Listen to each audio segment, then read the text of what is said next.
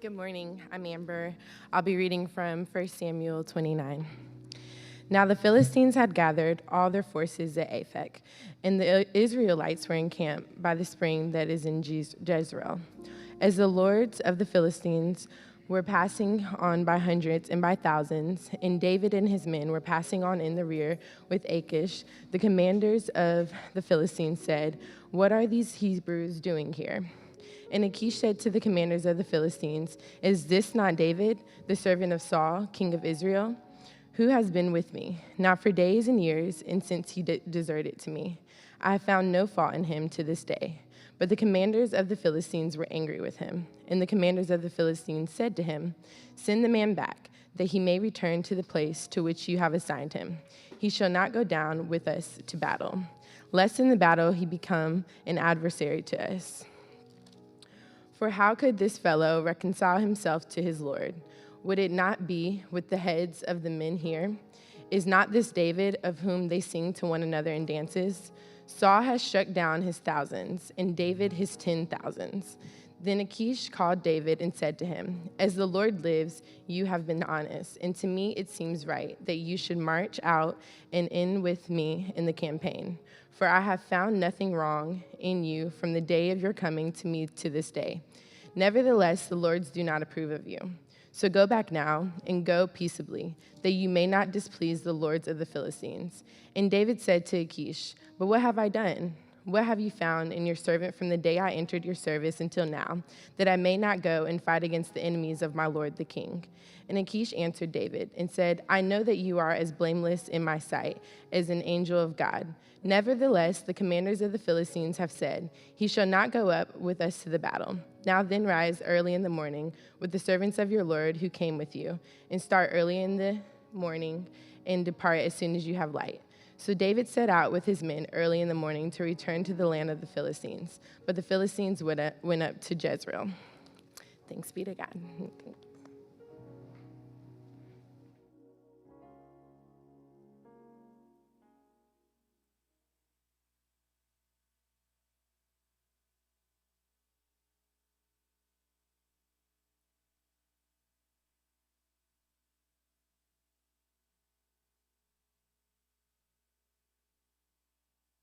Howard Brown, the pastor here at Christ Central, and we continue in our sermon series through the book of Samuel, and I am building on last week's sermon delivered by Pastor Kim and the truth of how God's grace makes all the difference in our lives. There is a gospel song about 10 years old recorded by the Kurt Carr Singers that I owe the title of this sermon, that has the following lyrics: "I would be lost like a ship without a sail. Without it, I would be nothing. I am sure that I would fail. Never would have made it if it wasn't for your grace. I've had my share of heartaches and shed my share of tears. I've seen a lot of hard times down throughout the years, and I would never have made it without your grace. When I think about my life and the things I've been through, I can't help but lift my hands and tell you, thank you. I never would have made it if it wasn't for your grace. I've tossed and I've turned all through the night, praying and wondering if God was going to make everything all right. No, I never would have made it if it made it without your grace. I've been so stressed out, thought I was going to lose my mind.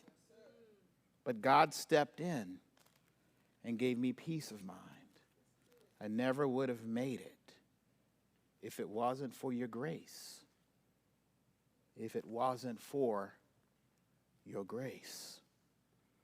And as inspiring and comforting the words of that song may be, it is super difficult for us to believe and trust that God's unearned and undeserved favor because of Christ is not only what makes us His, but keeps us His.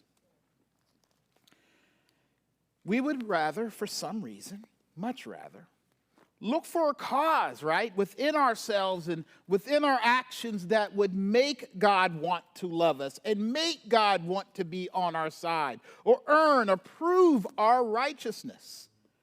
And when we do that, our personal attempts at self-righteousness to show off before God makes us more like the antagonist in 1 Samuel, Saul, and less like the just as undeserving, let me add, protagonist in the story, David.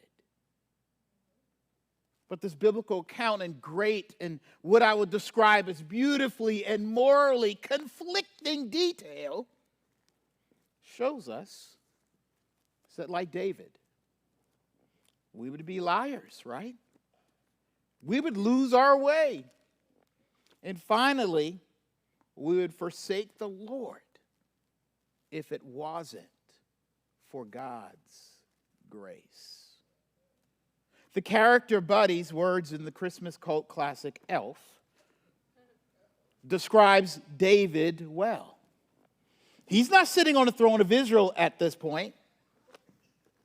He is sitting on a throne of lies, right? Y'all can go ahead and laugh. Give y'all a minute to laugh. That whole scene is funny. David is acting like he's with the Philistines and a servant of one of the Philistine kings, Achish. And Achish is completely bamboozled, thinking for the last year and a half that David has been raiding Israeli camps and territory, but David really has been using his space and protection near and with the Philistines under Achish to raid the enemies of Israel, while at the same time gaining Achish's favor on false pretenses. You know what we call that? Lying. Deceiving. Using your advantage while acting and living in the dark, like David, who steals and loots and kills without God's confirmed go-ahead, right?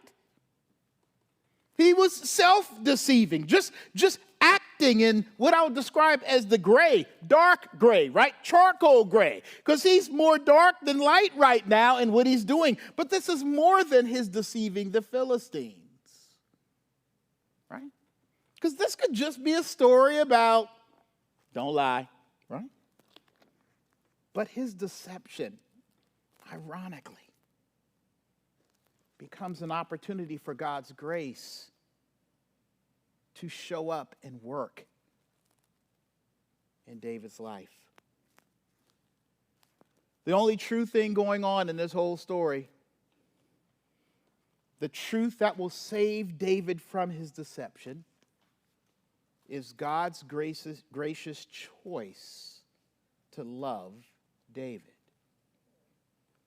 That David belongs to God. That's what it means to be a man after God's own heart. I know we like to flip that and be, a man after God's own heart is somebody who does all the things right all the time that God desires. No, a man after God's own heart also implies, and more importantly implies, that God's heart is in tune with that man. You see, this is about David belonging to God, and God has decided to not let David see destruction and is not allowing him to be found by those who would have the power to destroy him and mess up the plans of God that God has for him. It is not about David being shrewd and cunning enough either. Look with me at verse 4 that was read earlier. It says here, but the commanders of the Philistines were angry because David all hanging out with them, about to go to battle. Angry at Achish, right? And the commanders of the Philistines said to him, send the man David back, that he may return to the place to which you have assigned him. Because he was explaining, David works for me now. He shall not go down with us to battle, lest in the battle he become an adversary to us. For how could this fellow reconcile, another word for reconcile there is prove himself acceptable to his Lord? Would it not be with the heads of the men here? You see, Achish and the Philistine lords are deceived, right? Not just by David's double agency. I want you to see this. They are in the dark because they don't understand and see God's single-minded agency, right? They can't see and don't consider how God's grace powerfully works in loving and protecting his people. They should be afraid not that David is going into battle and he can't be trusted, but that the Lord is sure to go into battle if David goes. You see, the Philistine warlords miss why it really wouldn't be a good idea to take David into battle and what they should be most concerned about in having David with them. Not because David might be scheming against them to gain God's approval, favor, or be reconciled, but that God would scheme to save a David who is already favored and accepted by God. You see, it is not David's commitment to the Lord that they're pointing out that is most dangerous to them, but the Lord's commitment that he would not have anything happen in battle that would overturn his grace for David and his people. The greatest foe is God's grace at work in David's life, and that is hidden to them, the Philistines, through the world that are in this world of lies and deception and hidden fears, that God will remain true to those he loves. Who God's children are is often hidden to the world. And let's be honest, y'all, you believers, we don't always tell or own the truth about God in what we say or what we don't say, and how we act at school, how we act at work, how we act at home, how we act in our relationships. And we would, in essence, make God a liar if it was only about our ability to be true enough to make him and his ministry and who he is in the world right enough. See, what is often hidden to us and completely hidden to our world is that God's grace makes you true and his truly. Hear me. He will not let your lies and deception and the world's blindness to who you really are, a world that will actually encourage you to play their deceptive games. He will and does not allow them to overtake your true identity, because God's going to be true in your life even if you can't be true in your life all the time. He's not going to let it overtake you and cause you to lose your way. It is no secret that David, as you read this, brother was in a real bind, right? He jumped from the jelly to the jam, right? That's an old PE reference, y'all. Y'all might be too young. Little Flavor Flav. Okay. But he had lied, and he acted out so good, so double agent, right? Or whatever the word is, that Achish trusted David to be part of the Philistine army. This is unheard of, right? He trusted him to be part of the Philistine army and attack on Israel. The nation, get this, David was already ordained to be the next king. Right? And I think it's safe to say David was about to lose his way. You know why? Because all the exits, all the excuses were closing in on him. The room was growing dark and crowded, not only with Achish, but the other skeptical Philistine kings. And then on the backside of all of this, his need to protect his people and obey God. David was lost and caught in a self-spun web in the world he chose to play with and work in and survive by and use and abuse the system. And now the bill is coming due and he has no way out. But David is not just lost and caught up in the world of Philistine ideals, goals, and principles and working among and with them. David starts, as you can imagine, to lose himself, right? As the next king. Look at the identity battle. Achish says, this dude, and I mean, this dude goes on. I mean, he almost writes a psalm about David, right? Look, he says, this dude has always been true to me. He says, he's my faithful servant. And another, he even tells David, hey, David, let me tell you, man, you're like an angel of God. And then the Philistine lords come out and say, you mean this is the dude? You mean this dude with the ancient ghetto superstar mixtape, right? With the corrido or whatever, the narrative song, like those narco corrido songs, where they make patron saints of the drug cartel, right? You mean this dude with the catchy hook in the song about him cutting Philistine heads? No way this dude's going to war among his own people who had one time made him a patron saint. But here's the thing. This confusion of identity must have been going on in David's mind, right? It was going on in his life, in the minds and lives of those who were following him. Who in the world was he? His heritage, his faith said one thing, and his location, camaraderie, and actions said another.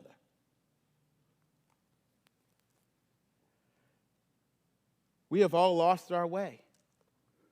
There ain't nobody alive who hasn't lost their way in deceptions, in the ambitions, and in the opportunities that come with living, working in, and sometimes right alongside a world that is diametrically opposed to us and the gospel some of us claim, right? I mean, think about it. Have you thought about who you are lately based on what you do on a daily basis and who you're working for? And I know this is touchy in a city like Charlotte, but I must ask, what do the banks you work for really believe? Like, what's their ultimate goal? Is it the same as the kingdom of God? Is it? I mean, what is their ultimate goal? Is it just to get rich? Right? Who are their lords, like the Philistine lords, if you will? Who are the people leading? And not just the banks, any organization that you work for. Who are the people really leading the ethical and eternal hopes of the company you work for and with? What about the music you listen to? What about the movies we watch? I don't want to talk about this because I love everything. What about the TV shows and books we're all into right now? Oh no, here we go. What about your politics? I don't understand why any Christian is not a registered independent. I mean, how could you be given and committed, signing on a dotted line of any group, right? But we are. This ain't the sermon to dog it, and I'm not telling you to go register as independent because you'll get a lot of phone calls. But we all into nonprofit organizations and all kind of political action groups. I don't need to talk about this. Oh my gosh, right? And sports, and on and on. Who? And where are you in the fight? Where are your commitments? Where is your time going? Think about it. Who are you on social media? What is your name on social media? What's your handle, right? I mean, what have you been doing or having to do to cope? I'll be understanding. I do it. What are you doing to have to cope? David was trying to cope. I mean, what are you doing to stay? What are you doing to maintain? What are you doing to survive? What are you doing and who are you to stay happy? Who are you and what are you doing to protect those who you love? You say you love. Do you know where your faith in God matters and applies every single moment, every single time, every single minute, every single hour, in every single situation and relationship? I mean, think about it. Are you just part of the machinery at work? Do you know who you are? And are you that person all the time? Or are you a different person than who God says you are when it comes to making money and saving on taxes and being liked or accepted, or enjoying yourself, or feeling good, or winning? You know, the Bible talks about how we can easily become the kind of people who look in a mirror at who we are And as soon as we leave the mirror and turn and face the world and see what is before us and available to us and facing us, we'll forget immediately what we look like. You know, the Bible's not talking about the bad people in that passage, but about us, sometimes weak and uncommitted believers, like King David here. And later the Apostle Peter, and every one of the disciples at some point. We are talking about you and me. Everyone and any one of us is and would be lost in this world on our own, in our own moral choices, holiness, and power, if the Lord didn't keep us and hold us in his way by his grace. I'm going to go on and say something a little borderline scandalous. Even if you aren't sure where and who you are all the time in your thoughts and behavior, wherever and whoever you might find yourself, there is never a time or place or situation, a web you could weave where God is unsure of where you are and who you are to him. All in Philistine territory, breaking the law, living wild, getting his and doing himself. Because David got mouths to feed, the street's going to eat kind of mentality. And even if David was going to risk it and get out there and double-cross the Philistines, once he got out in the battlefield, he was all in his feelings and confused and crossed up as ever. Get this. It was God's story. God's plan, God's integrity, God's never changing, never turning his face, never losing sight of us, never letting us get lost or lose ourselves if we are his grace, right? It was God's grace that didn't go from being a double agent, didn't allow David from going from being a double agent to then becoming a two-timing fool rogue that day. I was laughing the other day as I was thinking about this. Maybe everyone's experienced this at one time. Have you ever experienced when you were a child walking out of the store in the mall alongside your mama or daddy, only to look up and see, that ain't your mama, that ain't your daddy? Well, you just kind of waist high, and you get this weird feeling. Sometimes you don't even see them. You're just like, whoa, something don't feel right. Where I'm walking and who. And one time that happened to me, I was going in on a piece of candy. I think I had a lollipop. Just going in, not looking, just looking ahead, walking with somebody. I don't know who that person was, but it wasn't my mama. And I was headed out the front door, of the store, about to head to the car, and somebody called my name, Howard. And I'm like, what? Oh, Lord.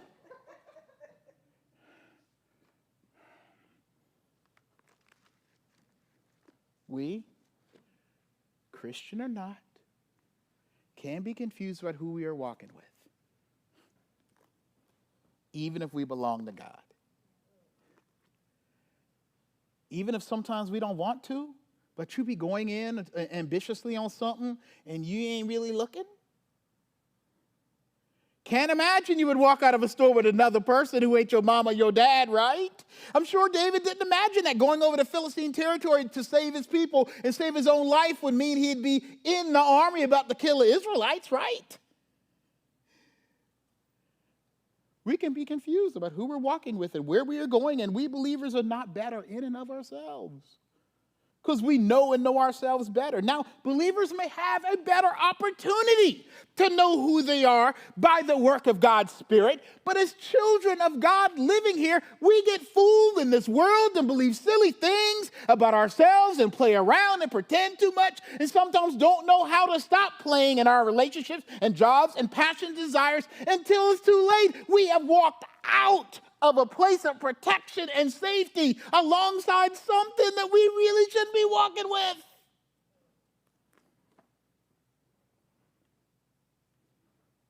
You know what's so true about the Bible? Man, this thing has been used as a moral compass.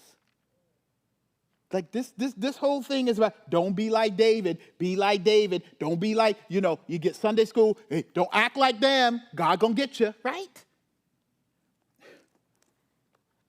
The Bible,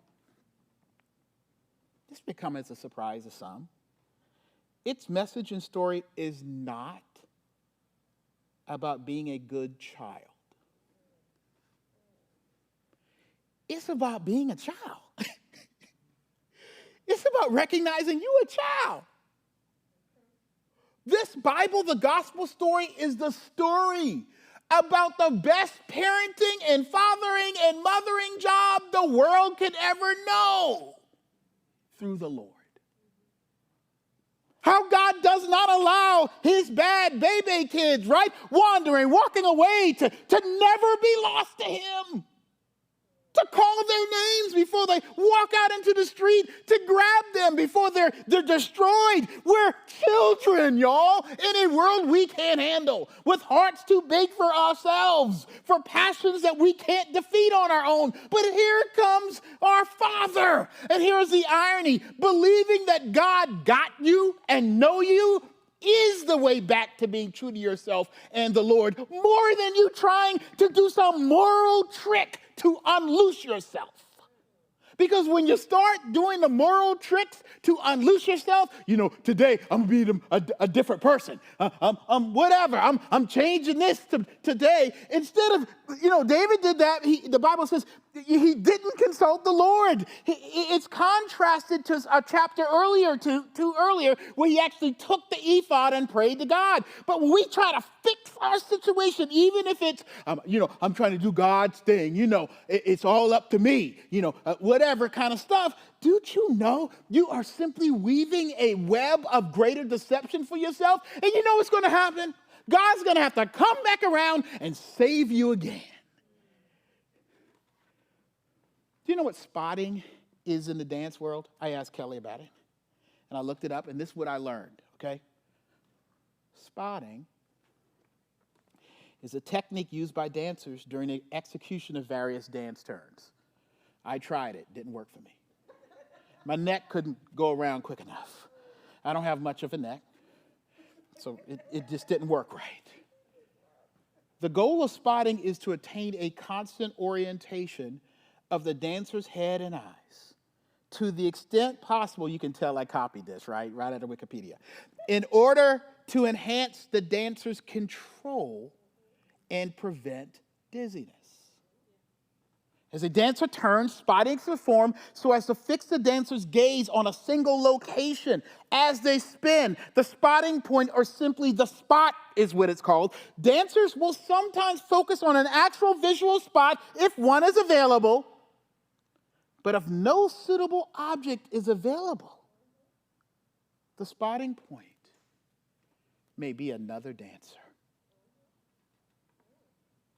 The world is constantly moving. They can't be our spotting point.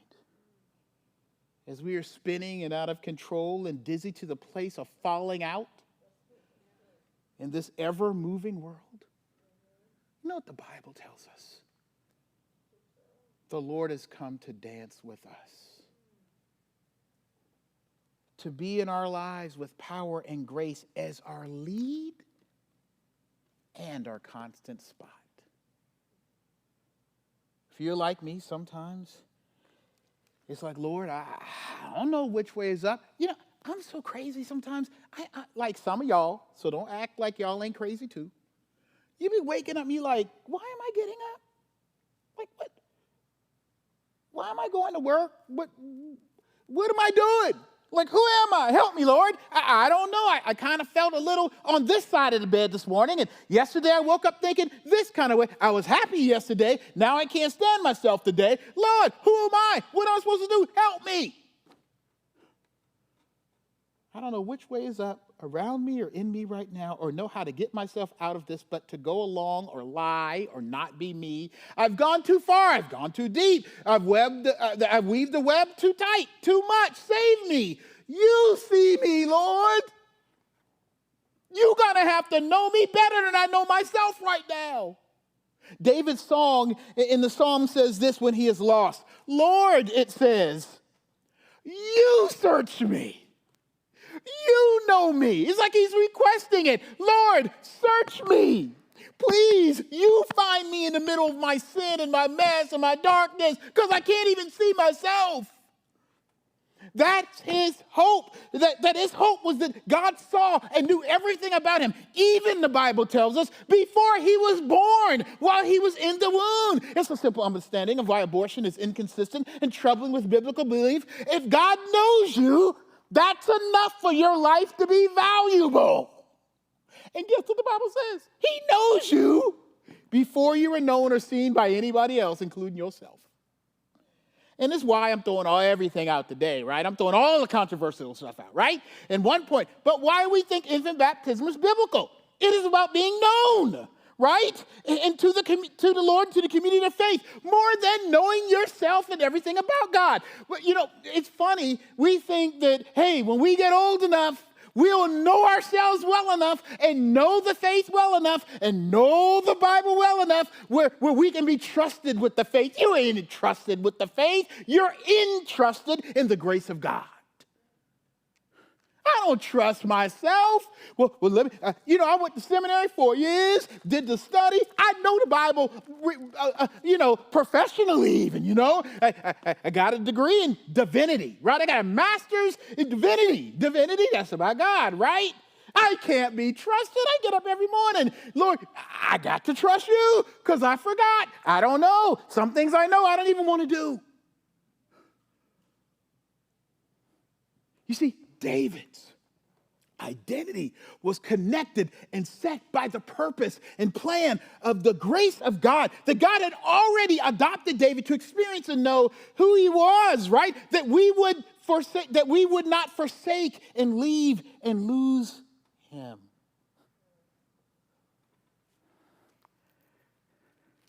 Because without him, we would. Let me go back to verse 4. Look like verse 4, the only verse I'm going to be reading, right? But the commanders of the Philistines were angry with Achish, and the commanders of the Philistines said to him, "Send this man back, that David may return to the place to which you have assigned him. He won't go down with us to battle, lest in the battle he become an adversary to us.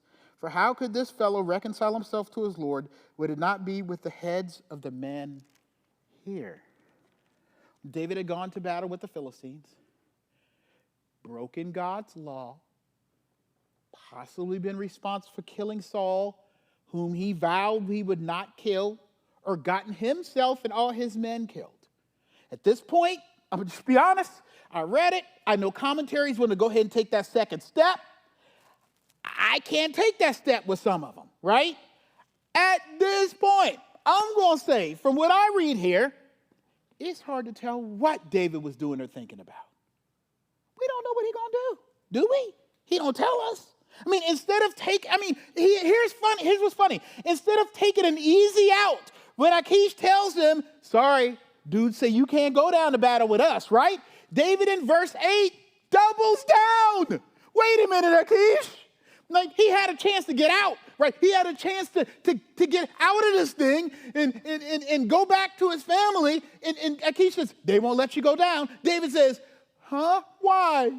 Tell me what I do to not deserve to go fight with you against my own people. Please. And he forces Achish to give more information. Now I'm going to tell you, maybe he was playing the double fool like he did before to not give away that he was about to double cross them or assure the safety of his men as he walked away.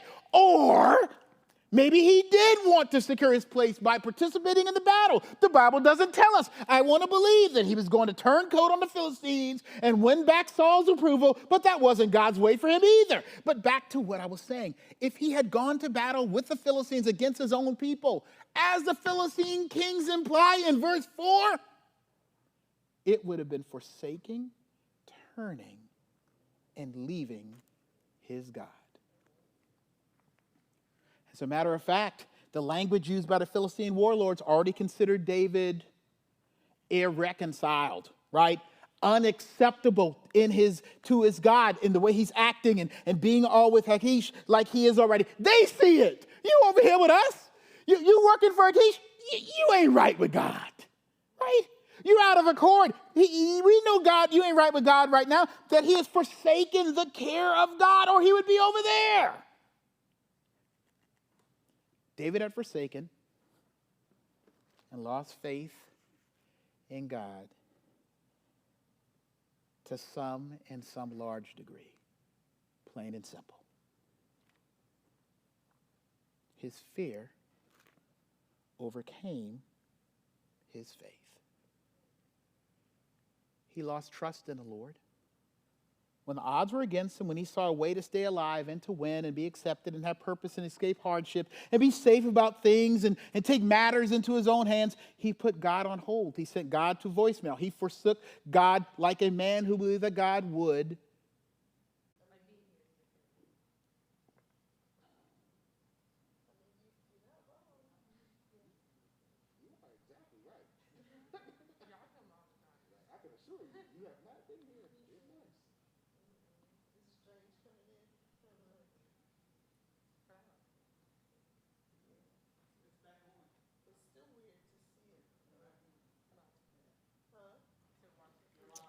All right, we're live again.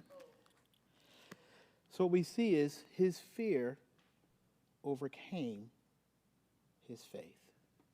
David lost trust in the Lord. When the odds were against him, when he saw a way to stay alive and to win and be accepted and have purpose and escape hardship and be safe about things and take matter into his own hands, he put God on hold. He forsook God like a man who believed God would or did forsake him. I mean, this is some easy and broad exegesis of the passage, but God in his grace would not forsake David. God was in Philistia on the other side because God was with and in David in such a way that it was the Lord commanding the situation by letting the Philistines stay deceived in their lack of understanding of who God was. You see, they thought David needed to do something for his God to be with him, for God to be okay with David. You see that?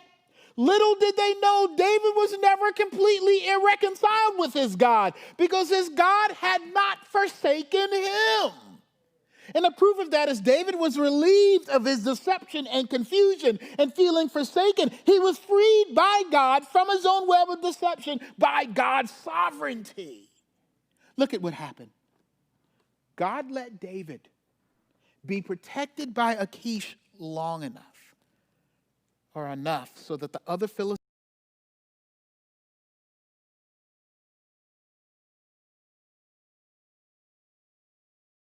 or enjoy. And I've doubled down, tripled down, quadrupled down in messing up my marriage, my fatherhood, my ministry, my personal relation with the Lord, only to find that his grace is around every corner. He's got me. He holds me. He stops me. He stops them. He makes the weather change. He makes a pandemic happen or things get canceled because I am his. Man, you have no idea how many times I'm thinking, why did she reject me? Back when I wasn't married, right? Why everybody else went to the club? Why couldn't I go? What happened? Oh, God, nobody likes me. Or Lord, I want to be cool too. Or man, I wish I'd made the team. Or on and on and on and on. The Bible asks this question because I know it is going through our minds right now. Should we sin that grace abound or so that grace can be tested? No, of course not. This is what we need to hold on to. The grace that abounds is power to say no to the sin that divides us from each other and from God. You know, there's a certain irony. You tired of always feeling like you're lost in who you are and wondering what matters? Are you tired of your faith being only as strong as you can make it? It's time to repent and come to God. Don't worry. But whether you'll be good enough to stay a believer worthy of God's love, I can already tell you that you won't. Christianity is about accepting a Lord and receiving from a Lord that when you won't be faithful, you know that he will be. Jesus, come into my heart. Save me. I believe you came, you died, and you rose again to save and adopt sinners like me to be yours. I believe you are God, Jesus, and I need you to be Lord of my life right now. Help me, Lord, to trust you more than I trust my own behavior, my own actions, my own misconceptions, my own failings. Help me, Lord, from this day to see how powerful, loving, and forgiving you are. Help me to remember that the Bible is about being children with a perfect Father. Forgive us, Lord, for trusting in so many things and losing track of who we are and lying and deceiving and